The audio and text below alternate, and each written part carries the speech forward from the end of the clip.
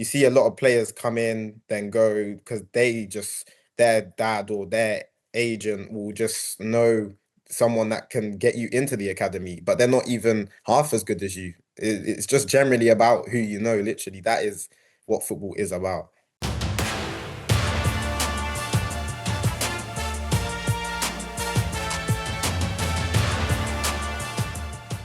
Hi and welcome to Grassroots Grind. I'm your host, Ray's Ramproof.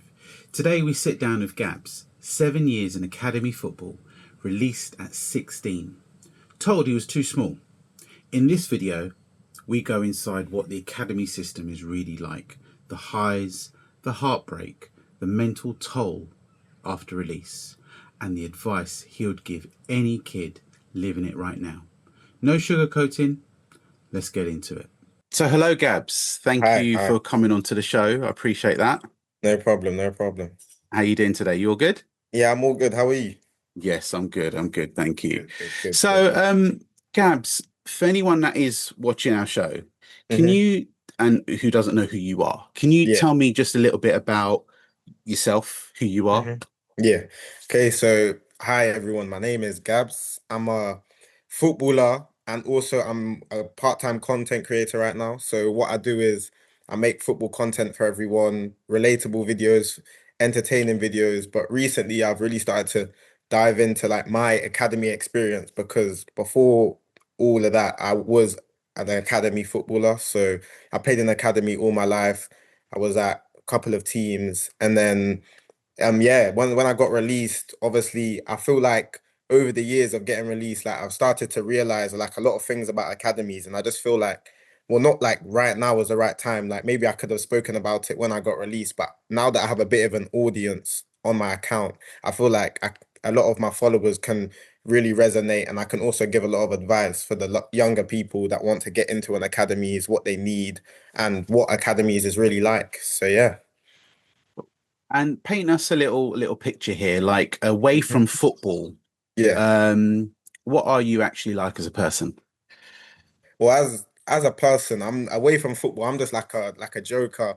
I don't really take like a lot of things like serious. I like to have a lot of fun, but when it comes to like my football, I'm very like committed, hard worker, disciplined, all of that. But away from that, around my friends, I'm a joker. Like, yeah, that's just my personality. I'm just kind of like just a funny and fun person to be around. Yeah. That's nice. That's nice. So, what's your what do you reckon when you are, when you have got your football hat on? Yeah. What's your earliest memory of football? Like, when did it first grab you? You know what? I always think about this, and the craziest thing is, I think it was actually in school. Like there was must have been like one lunchtime in like year three, year four, maybe, and I've just started playing with a football with some of the people in my year, and I was like, I'm actually quite good at this. Like obviously none of us was really good, but I thought like, wow, I can actually kick a ball. So I went home, I told my dad and my mum, and then they was like, you know what, let's get you into a team. But there wasn't that many teams around my area. So I was playing up like a year from when I was young in grassroots. And everyone was so much bigger than me. I was always quite short when I was younger.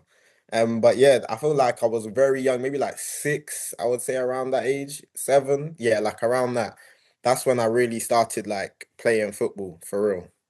See, and was you said you was playing in school, so did you Yeah. then like try to jump into a grassroots team, or was you Yeah, like kind yeah. of right? I don't remember because it was like quite a long time ago. I don't remember like the time, like how roughly how many months it was, but I'm pretty sure soon after I started playing in school, I then joined the grassroots team.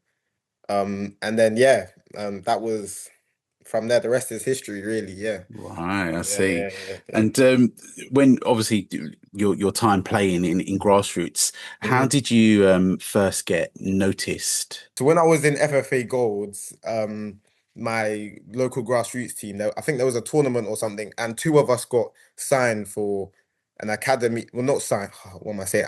We got a trial at Tottenham Academy, Right. and at the time this was crazy. Like me and my friend, we used to travel down there. It was one of the best feelings, like being in an academy environment at such a young age.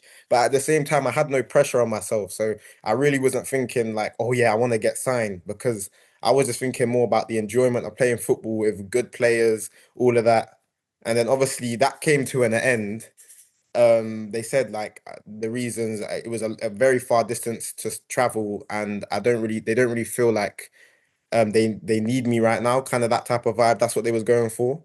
So then after that, maybe a couple of seasons later, um, there was a tournament in another area, and then that is when I got signed for the academy that I was at for basically from like under nines to under 16s because that tournament is funny actually. Me and my friend once again we got scouted. They wanted us to go on trial. The trial was so long. Like I say, like 8 weeks. Normally it's like 6 weeks.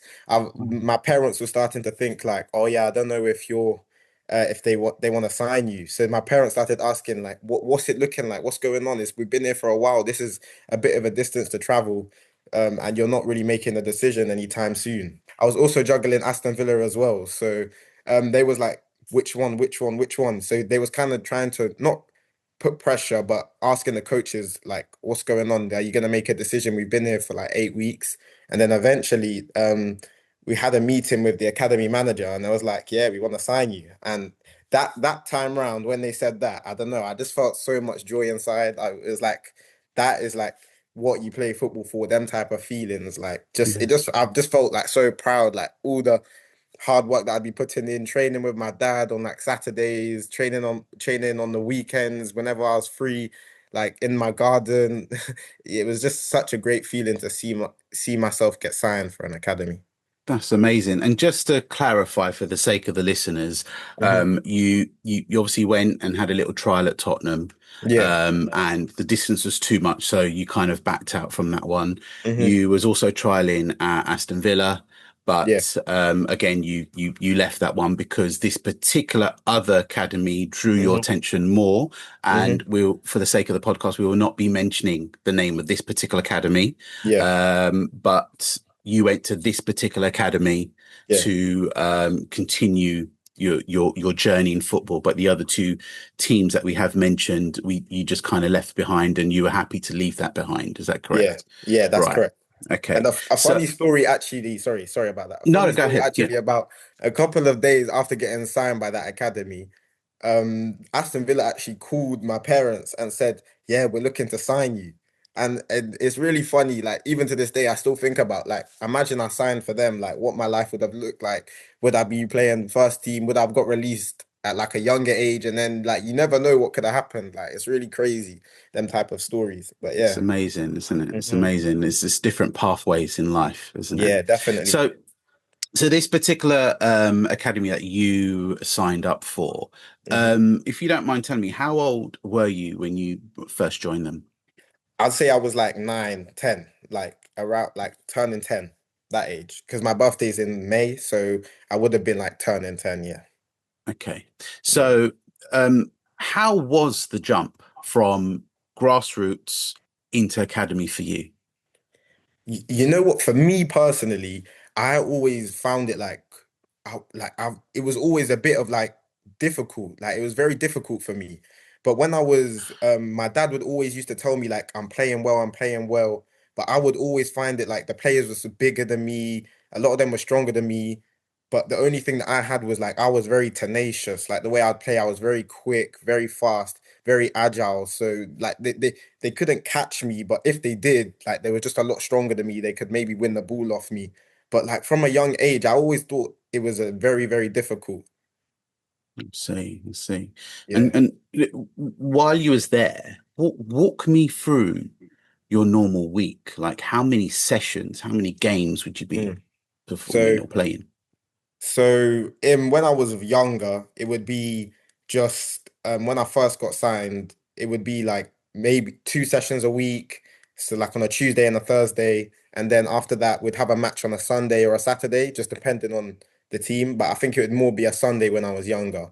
And then yeah, it was fine. I mean, I loved it. So I was happy to be going to training and all of that. All my friends, I made so many friends there. We'd just be it was just a good vibe, you know. You go to training, see all your friends. then go to school the next day, see your school friends, then go to training the next day, see your football friends. It was just like, yeah, it was so enjoyable. Yeah. You mentioned 2 sessions a week with this particular academy plus a match day, right, Gab? Yeah. So, Yeah. um, in that, were you actually putting in the hours in terms of training outside of those 2 sessions, or were you just only using your time to just train with this particular academy only?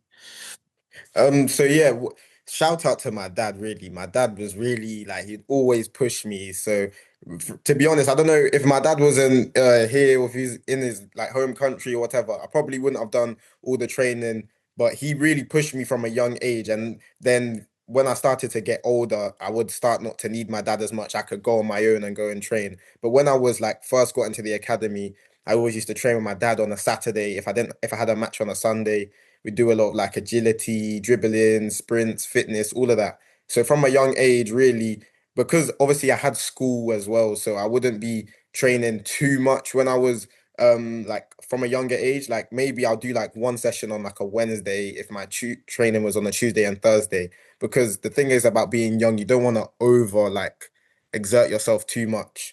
So I'll be probably be doing like 2 or 3 extra sessions a week, depending on the week. And then, but one of them would definitely be with my dad on a Saturday. And that was like the killer session. That was the one that I would used to be like, "Oh, I'm tired." But my dad would just keep saying, keep pushing, like that type of vibe. So yeah, it's really That's good. It was amazing. really good. So yeah, I'd say I'd probably 2 to 3 sessions extra a week that I'd be doing. And you talk a lot about your dad here, so Yeah, you're very fond of him, and you're yeah, happy, definitely. and you're proud that he's actually been there for you. How 100%. important do you feel a father figure is there for kids hmm in the current climate, but also in grassroots for a child?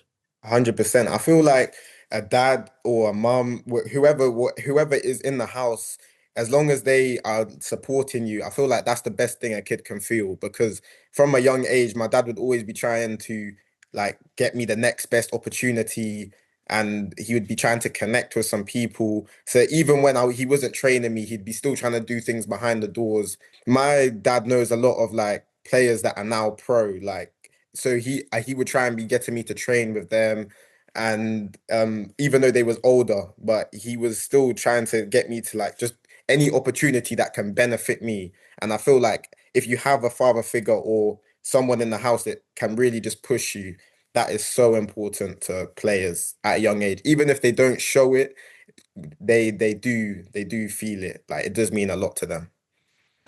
That's a very nice thing to hear and very touching for myself, who's a father Yeah, of yeah, 2 kids who I constantly try and push and try and train them as as much as I yeah, can. And yeah, they're like, they yeah, don't want to listen to me. So I don't want to listen yeah, to you. I'm doing my own thing. So it's hmm actually quite nice to actually hear that.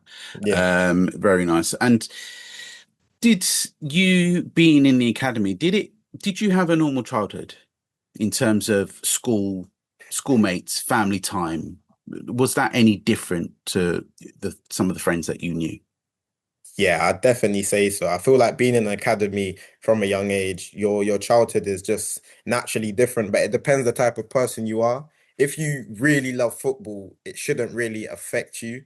But I feel like just generally just depends the type of kid you are. Me as a kid, I would just want to go and play. So I wasn't really that like fussed about not having too many friends or like not really going out with my friends this weekend. I would have rather gone and trained or done something like that anyway. So especially in school as well, like when I started to get to like year 6, year 7, I wouldn't even be in school like maybe once or twice a week. I'd be leaving early. They call it day release. I don't know where they if it's different elsewhere, but what they called it for me was day release. So I'd leave school early. I'd be in school like 2 times less for football than everyone else in the week, and I'm just training. I'm not really studying, do like a bit of studying there, but my main focus is you get there, you train with the older players, like the under 14s, 15s, 16s, and it's like it's just good. Like it really helps develop you.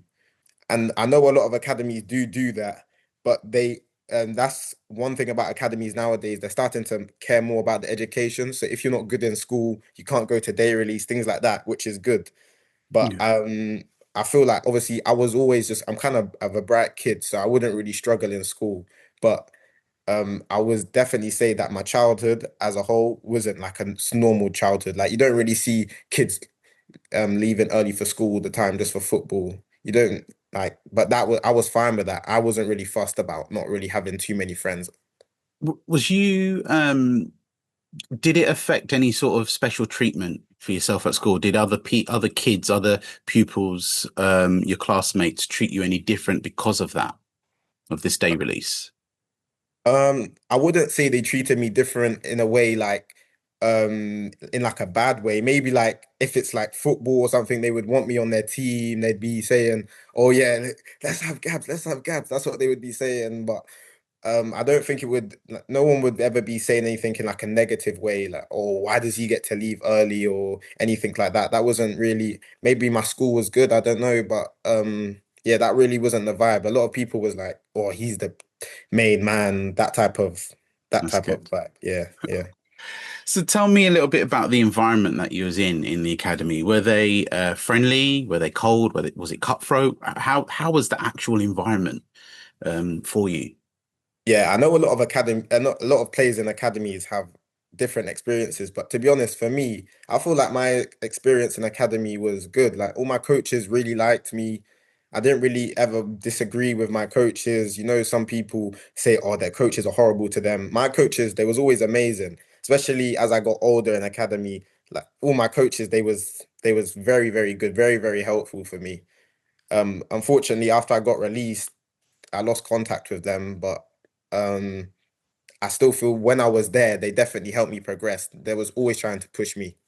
That's actually nice to hear. So do you Mhm. ever feel that you were like a number to them? Um, Sometimes, but only it just depends. Me as a player, I would always just try and do the best I could. Like I always felt like I was key in the team. I don't know, maybe it was just me, but as a player, I felt I was like a key player. So I don't really, when I speak about players feeling like they're a number, I'm speaking about the experiences of my teammates, what they would tell me, because I know how it must feel for them. I'm quite an empathetic person. So I know that how they must have felt just always being on the bench watching that type of vibe. But me as a player, I really, like I said, my coaches was good to me. So it's not really what you hear from a lot of kids that come out of academies, but to be honest, my coaches were good. That's nice to hear. And do you like in that environment, do you feel that academy football is about pure talent or is it about who you actually know? Oh yeah, it's definitely about who you know. 100% Really? is yeah, it's definitely about who you know.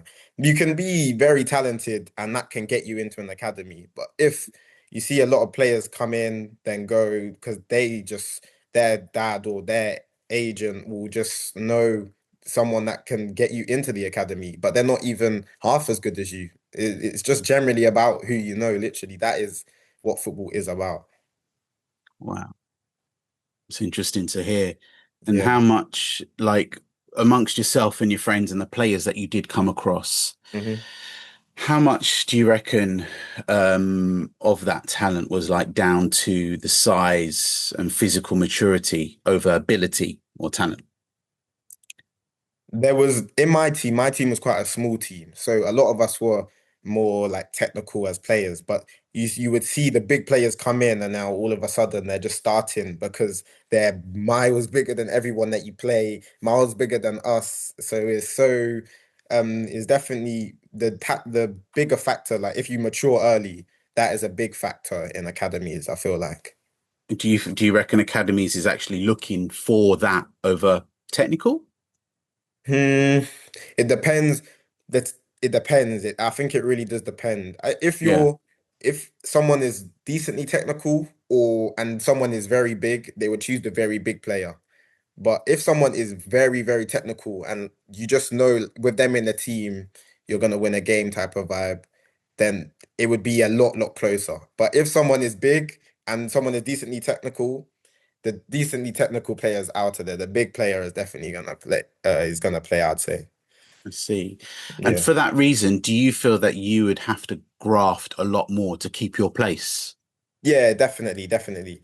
When I was under 14s, 15s, they brought in some more bigger players in my position. And then that's when I really like had to graph. I was working, training all the time because I felt like these big players, they're just coming in. They have the legs on me. They can run more than me. That's just the fact of the matter. So I had to work so I could keep up and be better than them, not just keep up, make sure that you're better than them as well.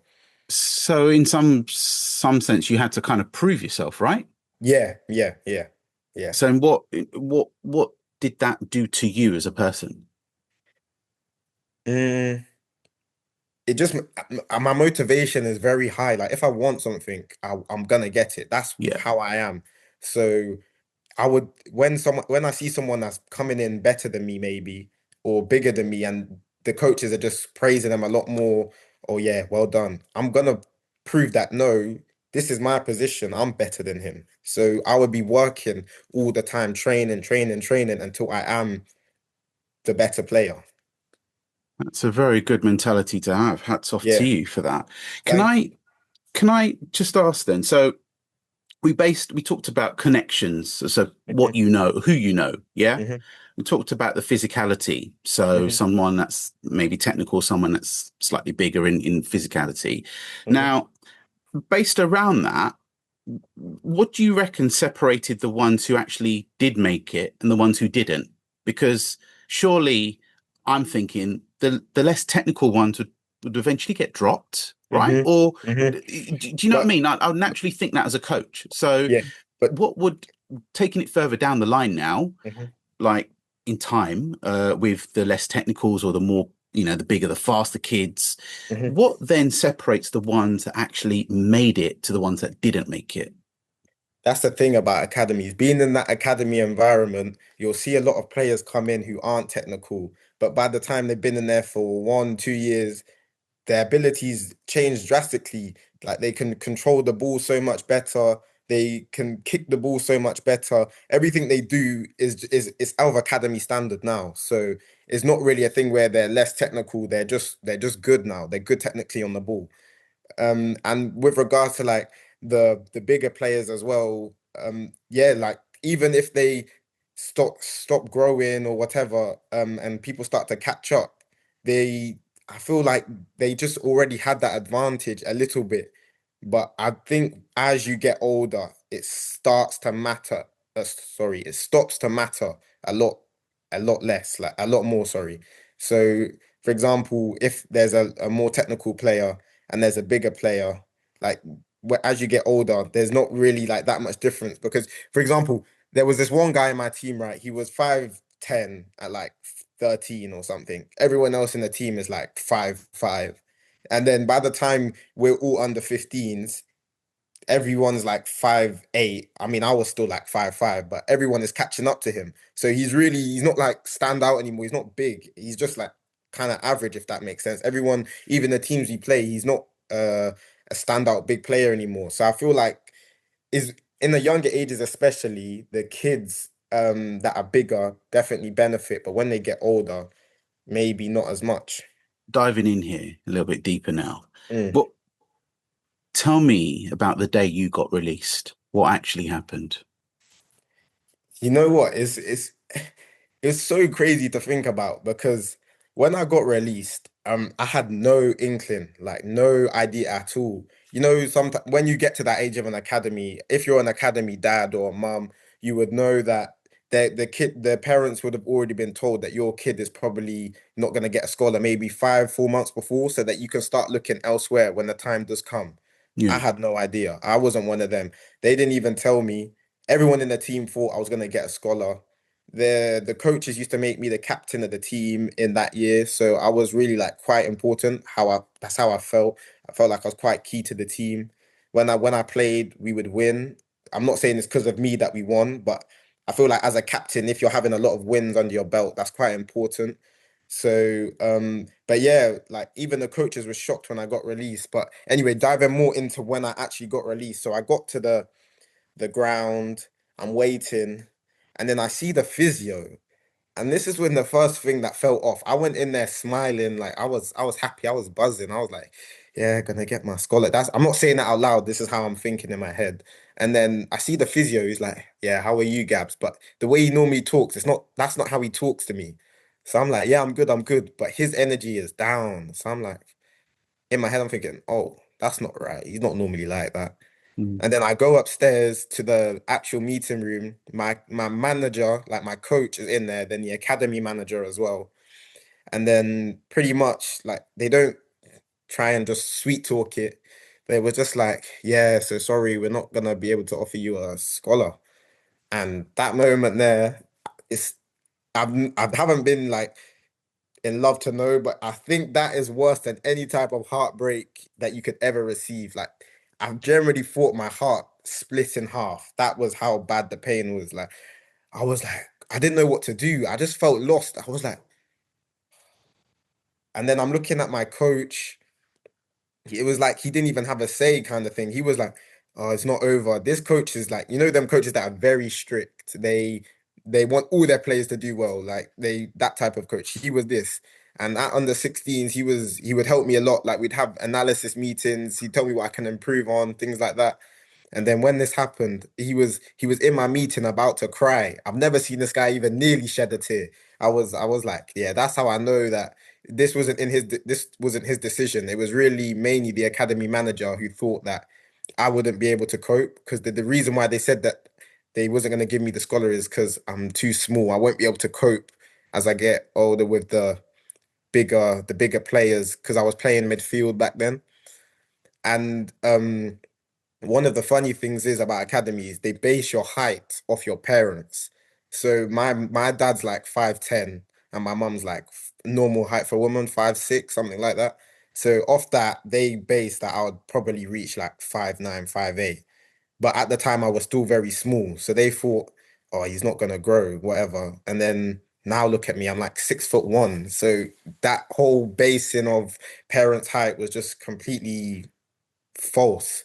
And then, yeah, when they released me saying I wouldn't be able to cope, I wouldn't be able to deal physically with the demands of the midfield of under 18s football, yeah, that was it.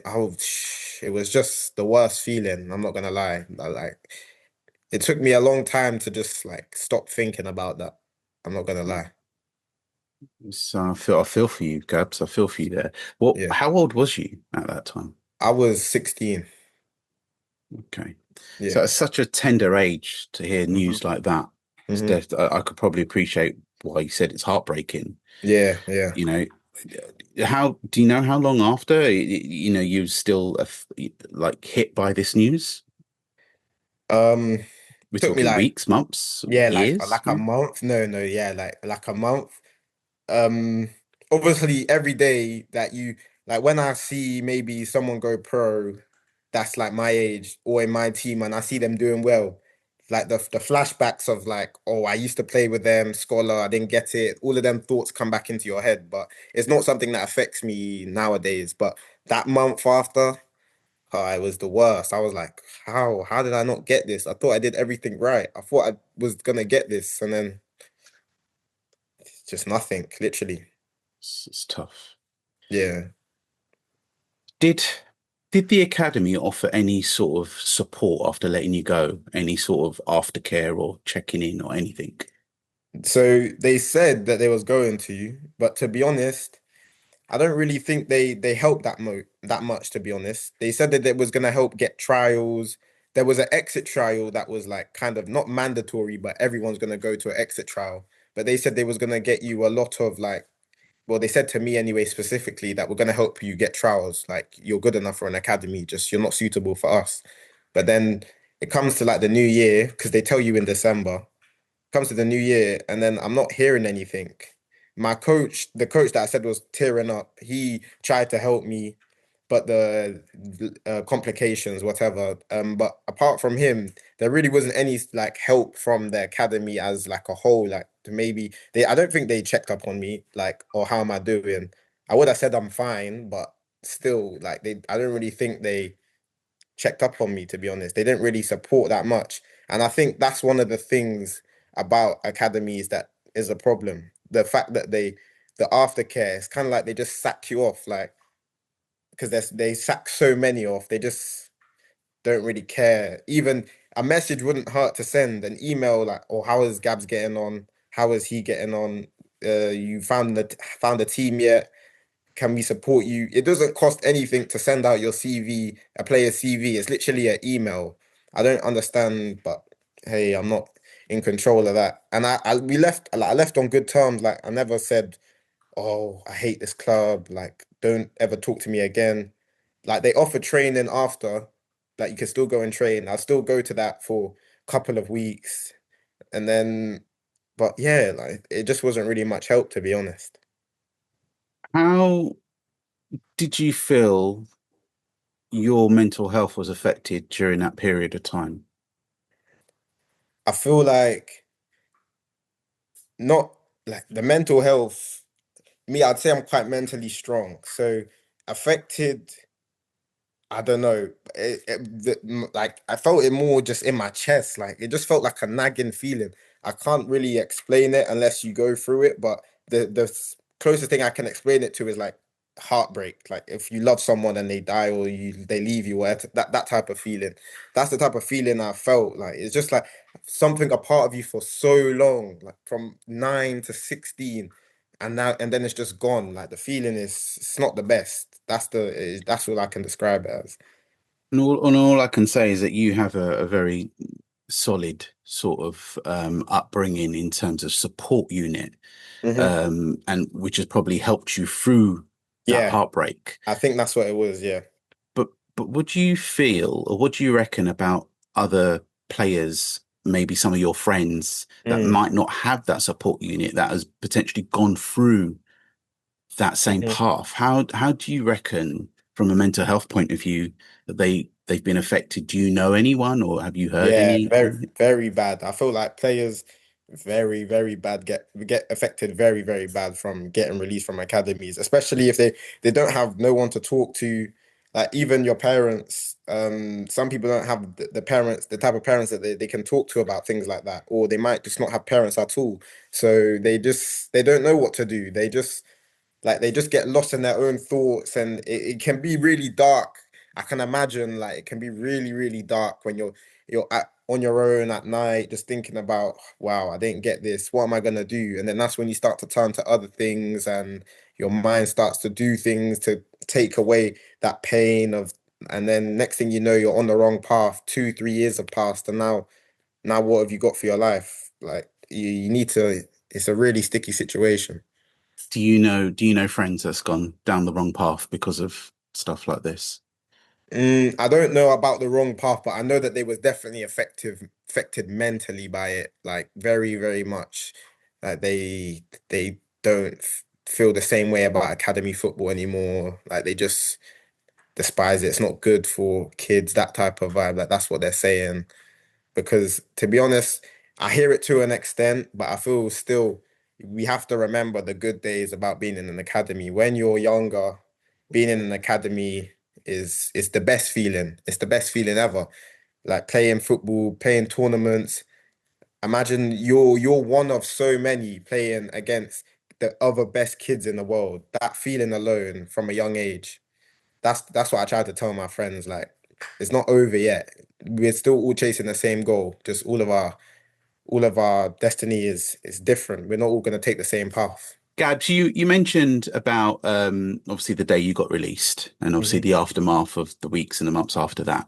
Hmm. I'm just curious to know if you had a magic wand and I was to ask you, what did you need right then in terms of support? What was it that you actually needed, um, that nobody gave you? If I gave you that magic wand, what Mm. would you say you reckon you needed back then in terms of support or help or anything? I'd just say that genuinely from the academy, I just felt like they could have helped more with opportunities after. Because to be honest, I feel like um I got opportunities like from my dad, my agent, things like that. But I feel like the academy could have helped more because um obviously a lot. I played a lot of teams. I played teams all year round. Teams will come around and say, "Yeah, you're a very good player. Yeah, we like the way you play." Then, if coaches are telling me that after their game, I'm sure you could outreach to some of them clubs and tell them, "Oh yeah, we released you and something could have happened." And on top of that, I also feel like if they knew they wasn't going to give me a scholar, why wait until the day to tell me? All these other kids had in the team that knew they was getting released 4 months ago. They had time to prepare. They knew, or when I get released, I'm going to go straight to this team. Or they could have even just left and went straight to that team. But they keep stringing me along until the decision day, and then they just release me.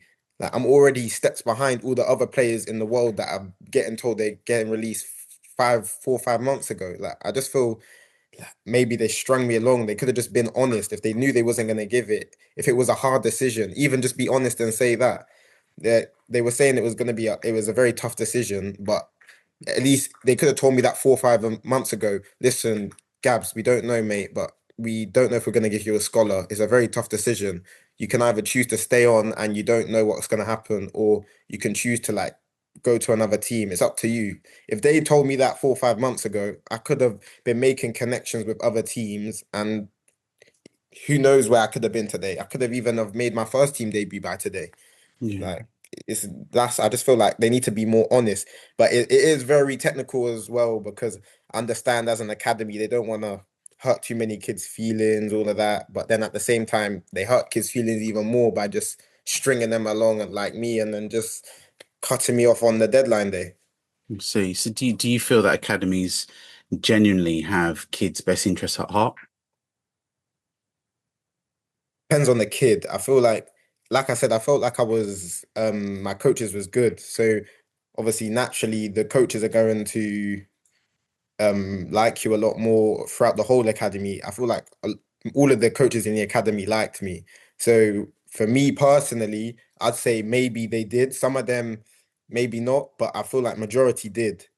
But then at the end of the day, like I said, it was the academy manager decision to not give me the scholar. Afterwards, the coaches are coming up to me saying, like, it's not the end for you. The vibe that they're telling me indirectly is this wasn't my decision. If it was up to me, they would have gave me the scholar. That's basically what they were saying to me. So, like for me personally, I can't speak for all the kids, but like I'm saying, the academy stories that I tell on my page, some of the experience are personal to me, but some of them are from the experiences that I know about kids, my friends, people that I know that have had tough times in academies, or I do feel like, yeah, that's the case. That. See. So let me tell you something here, right? If you ran an academy yourself, Hmm. what would you do differently tomorrow? Like, for example, Hmm. Well, to be honest, yeah, like the question you just said about do they have the best interests at heart, I'll just actually try to value the kids more. I know it's difficult because at the end of the day, football is a business. So every player is an asset, like, and not every player is also needed. So at the same time, but I just feel like the way that they go about it, they need to put the hard work, the parents and the players, they need to put all of that into consideration. Like, I feel like and this might be crazy to say, but I feel like imagine how much mileage my parents had to put in for 8 years of or nine, however long it was, 7 8 years of my life in the academy. Imagine how much mileage they had to put in to do that. If say for example, not everyone's parents have like good jobs. Some parents are like proper struggling. Like they should really in some way reimburse kids for the about amount of time that they was in academy because think about it like this, like I said, my no one knew that I wasn't going to get a scholar. My parents have been busting a gut every Tuesday, Thursday, taking me all the way up there, and then they just go around and tell kids that they're not going to get a scholar. If they implemented a system where kids have to be reimbursed a certain amount, the amount of success rate through academies would increase, number one. And then number two, the players that actually aren't good enough, they would be honest with them and tell them in enough time so that they are able to find elsewhere, and it wouldn't feel as much of a like a heartbreak because they would be just be honest instead of just stringing them along. If there's a child out there, a young kid Hmm. dreaming of an academy, Hmm. what would you say to them? I'd say take the opportunity with both hands, to be honest.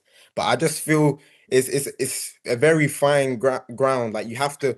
This is what I talk about on my page a lot. You have to be mentally strong because it's not it's not just sunshine and rainbows once you get into the academy. There's a lot of setbacks.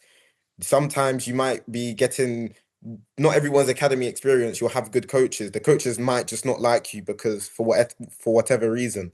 So you might not find it easy to go through the academy system, or you'll find it harder than your teammate. So you have to be mentally strong and just not be persistent and prepare yourself for anything that can happen. But I also feel like at the same time, there's a when you get older, like now, for example, I play men's football. And a lot of the kids that was in the academy with me, they got their scholar, and now that they didn't get their pro, they're in the same position as me.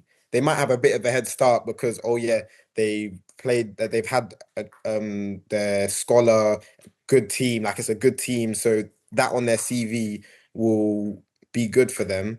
But then at the same time, I feel like they're in the same position as me now. So really not being in an academy is not the end all at all. Like you don't have to be in an academy to make it, is what I'm trying to say. But if the opportunity does come, I think you should take it, but just make sure that you're mentally strong and prepared for any setbacks that do come your way. I see. And what would you say to a parent whose kid is in one or trying to chase it, trying to chase to be in an academy? What I would you feel say to the like parents? I feel Sorry. like you should definitely support them as best as you can. Not all the parents have the best like ball knowledge. Like they might not be able to help them train, but um in whatever way it looks like for you to support them, just try and do that. Whether that's coming to watch their games, coming to watch their trainings, because that means a lot when you're younger in an academy, or even when you're just playing football grassroots. When you're on the side and you do something good, you quickly look over to your dad and see, or your mum and see if they're like, well done, well done. Some parents are more vocal than others, but I just feel like parents should really try and support their kids as best as they can. It's interesting you say that. So Mhm. if you're if a child, what do you feel that does to you yourself if you were playing and your parent weren't there on the sidelines watching you play? Mm, yeah, like I just feel like for a kid, especially when it's a young age, it's different to when you're older. When you're older, you start to build that own independence and you start to figure ways in which you can still play well when they're not there.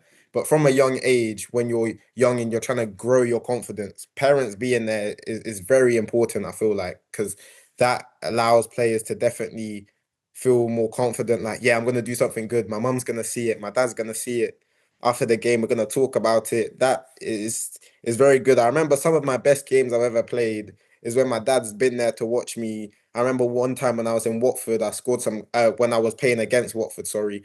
I scored some crazy goals and my dad was there. I remember he was just very proud of me after the game. Them type of feelings when your parents are just supporting you, I think it's definitely important in football. But like I said, however, when you get older, you can't always say your parents are going to be there, especially if you're in an academy. Sometimes, like I'd be playing in Wales or all the way in Manchester. My parents can't get there all the time, so you have to find ways in which you can grow your confidence throughout your childhood that will allow you to know that my parents don't need to be there for me to play well. I can play well on my own. Let's see. And what would you say to a child or a kid Mm. that's just been released and is in a dark place right now?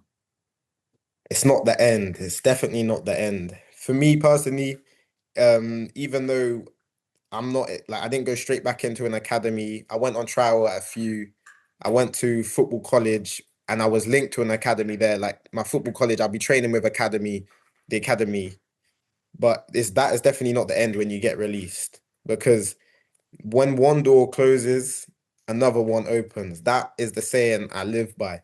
As long as you have trust in your ability and you don't give up, something will come. I'm telling you, some opportunity will come because at the end of the day, you don't. Not everyone goes pro. I literally made a video about this the other day. Not everyone goes pro at 17 and 18. Like we need to stop comparing ourselves to all of these crazy players that are making their pro debuts at 16, 17. It's very impressive. Don't get me wrong. Like if anyone could do that, I'm sure everyone would want to do that.